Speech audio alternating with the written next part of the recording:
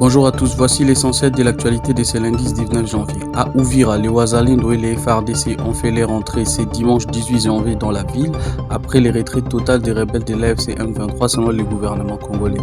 Ces retraits est intervenu sous la pression de la communauté internationale. Cependant, plusieurs cas de pillage ont été signalés dans la ville après le départ des troupes de la coalition dirigée par Corneille Nangaa dans cette zone stratégique.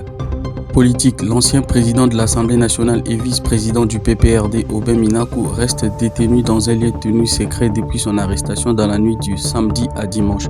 Le PPRD, parti de l'ancien président Joseph Kabila, dénonce une arrestation arbitraire. Après Ramazani Chadari et Dunia Kilanga, Aubin Minaku devient la troisième grande figure du parti à être détenu secrètement. Diplomatie. Au Togo, le président Faure Gnassingbé poursuit les consultations avec les partenaires régionaux en vue de trouver une solution durable à la crise sécuritaire et politique en République démocratique du Congo. Chronologie, la RDC est en deuil. Marie-Rose Kassavubu, ancienne députée et figure discrète de la mémoire nationale, est décédée ce samedi à l'âge de 80 ans.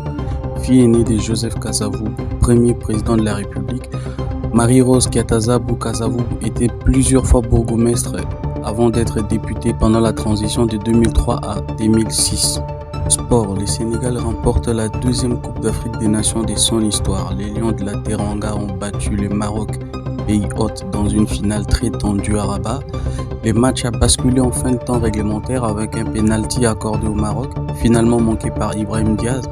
Pape Gueye a ensuite inscrit les buts décisifs selon la victoire sénégalaise. Réduit à 10, les Marocains n'ont pas pu revenir au score.